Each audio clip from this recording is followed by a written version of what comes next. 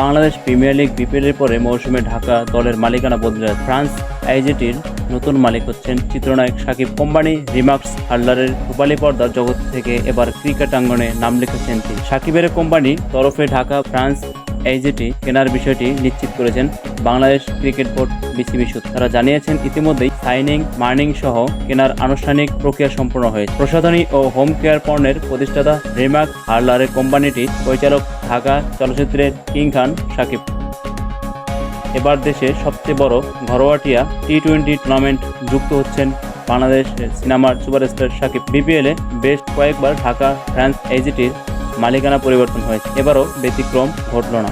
তবে সামনে আসরে বিপিএল টুর্নামেন্ট মাঠে ঘুরবে কিনা তা নিয়ে সংশয় রয়েছে। দেশে বর্তমান রাজনৈতিক বিভিন্ন পরিবর্তন হওয়ার আঙ্গনে লেগেছে।